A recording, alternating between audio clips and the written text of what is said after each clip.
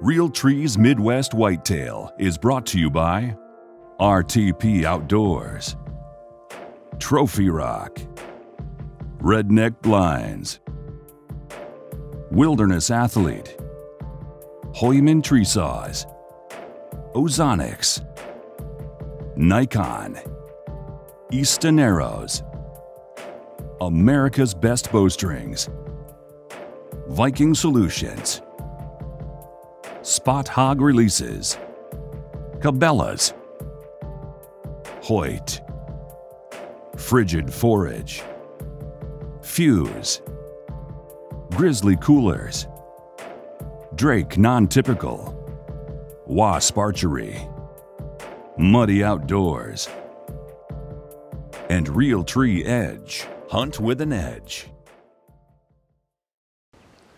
It's March 5th, about 3 o'clock in the afternoon, and I'm back out here trying to find the chocolate rack bucks, antlers.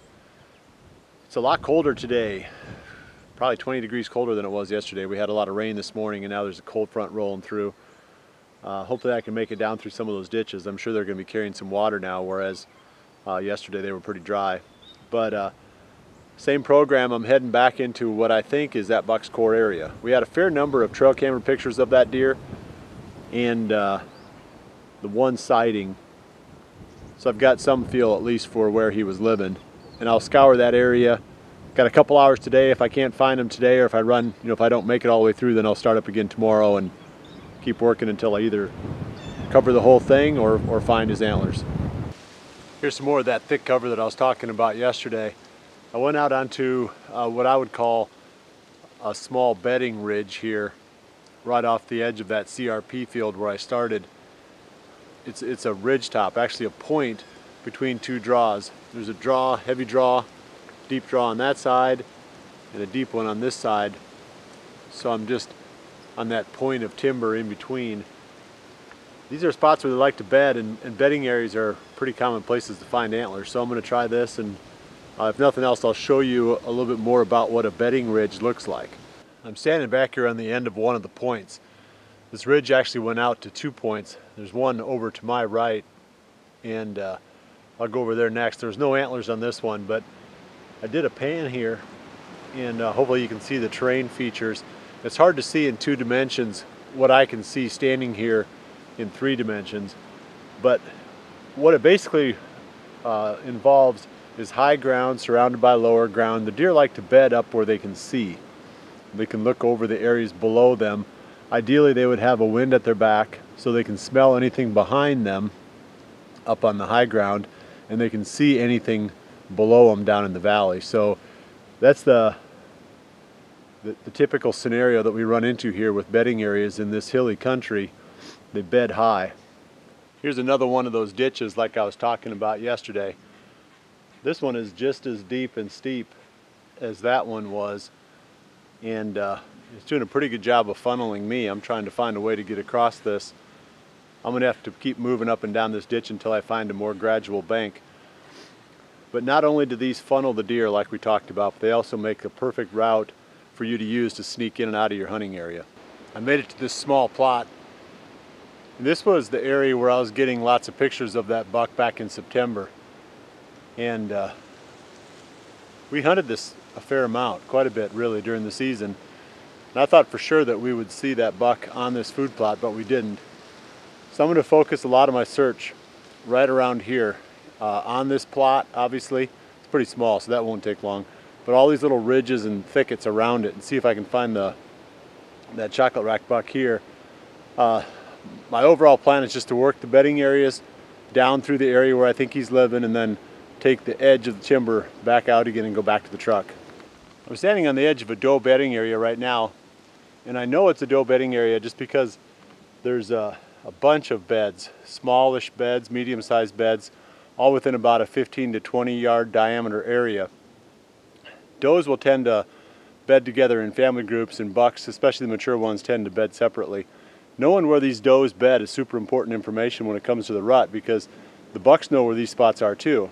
In the mornings, a lot of times the bucks will come into these areas where the does bed looking for the does. So setting up on the fringe of these types of spots is a really good strategy for rut hunting. The closest I've come to antlers so far is a dead buck. See if you can see him back over my shoulder there.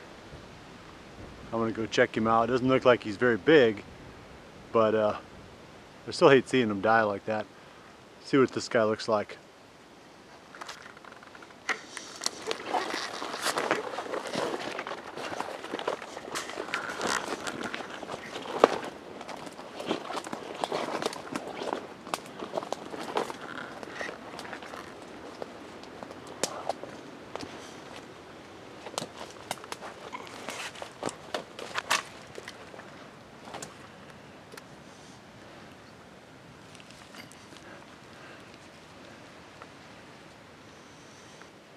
Where that buck died is right behind me. I'm just going to do a 360 here. It's a super thick area. And I can just barely walk through it. I don't think you want a whole farm like this. I do think that having pockets of really thick cover is good. And you want to have pockets of more open cover too. You don't want a whole timber that's wide open. You don't want a whole timber that's as thick as this spot. The diversity is really what makes it attractive to the whitetails, not necessarily having one style of cover the whole way through. I can see another dead deer behind me. I don't see any antlers, so it's either a really small buck or a doe.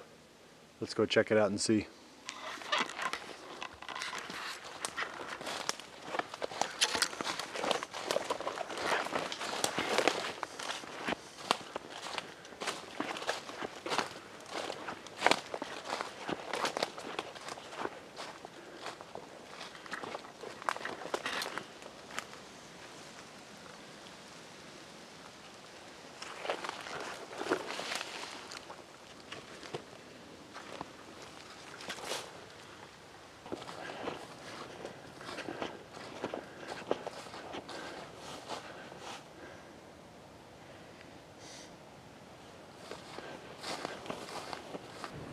Well, I made it out. I'm guessing I probably walked about at least 5 miles and didn't find him. Found those dead ones and that's it. I'm sure that most of the bucks on this farm have shed their antlers, but it's like looking for a needle in a haystack out there. This particular part of the farm is 400 acres. I've forgotten how big 400 acres is. Just one person going through there with all that thick cover is pretty tough. So he could have been in there. There's no doubt he could have been in there. And I just walked right past him. So I'll keep looking. That's going to be it now for the next few days, but I've got some other places in mind where I can look for this buck. So keep checking back on the video blogs, and I'm going to keep looking for either the chocolate buck or some other buck on the farm. I appreciate you joining me. I'll see you back here again next time.